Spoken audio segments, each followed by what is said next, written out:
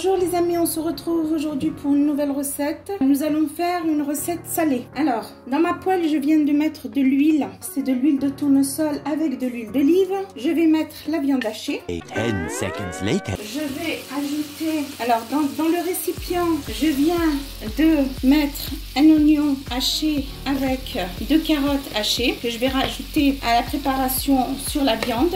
Voilà. Et je vous retrouve juste après les amis. A few moments later. Alors les amis, je vais assaisonner, je vais mettre un peu de sel. Voilà. Je vais mettre un petit peu de curcuma. Je vais mettre un petit peu de cumin. Après, libre à vous hein, de faire ce que vous voulez. Du piment doux. Et je vais rajouter un petit peu d'origan. Je vais rajouter un petit peu de ciboulette. Ça donne un petit peu de goût. Voilà. Et un petit peu d'ail en poudre. Je rajoute les carottes sur la viande.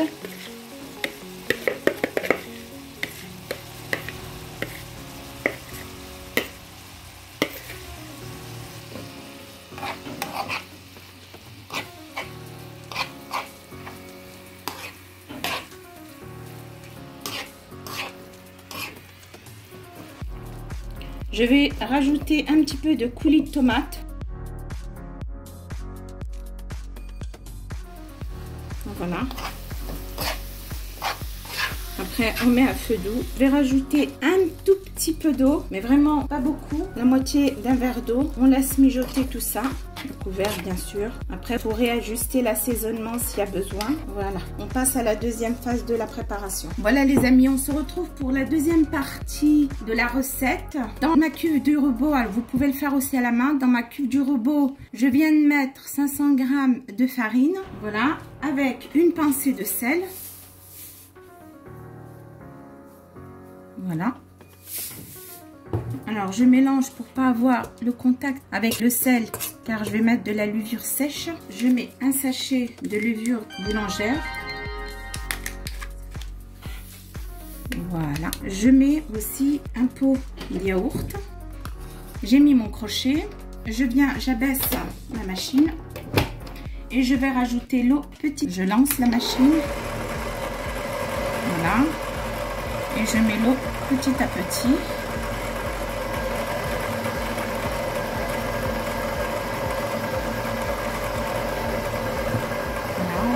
Et je vous retrouve juste après. Alors les amis, on se retrouve.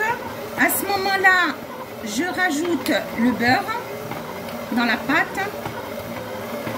Et ainsi de suite. Jusqu'à absorption de tout le beurre.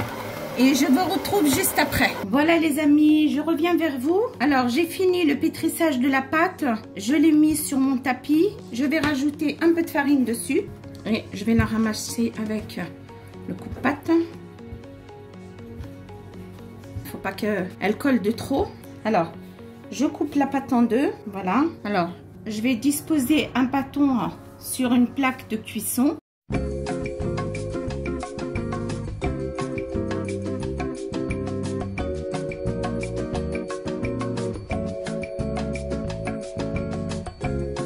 A few moments later. Voilà les amis, j'ai allongé la pâte dans une plaque avec du papier cuisson. Alors vous prenez une fourchette, vous faites un petit peu pour pas que la pâte ne gonfle. Vous la percez un petit peu avec la fourchette. On vient avec la farce qu'on a faite. Alors on la remplit.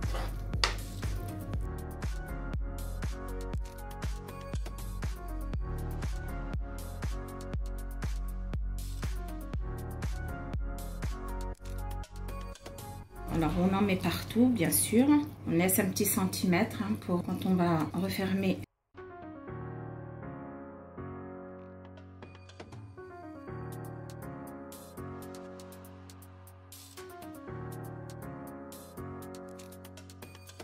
On rajoute par-dessus du fromage mozzarella, un peu partout.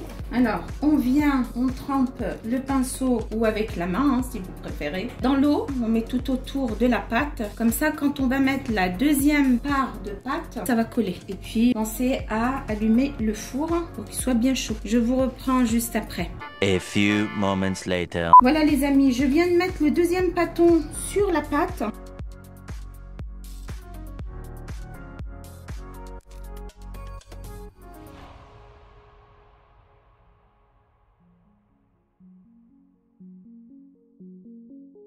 Ce qui dépasse, je le coupe. Je la perce un petit peu pour pas avoir la pâte qui gonfle. Et là, je vais casser un œuf avec un petit peu de vinaigre pour pas avoir l'odeur de l'œuf. Avec un petit peu de lait, je viens badigeonner la pâte et je vous reprends juste après. Je viens badigeonner la pâte.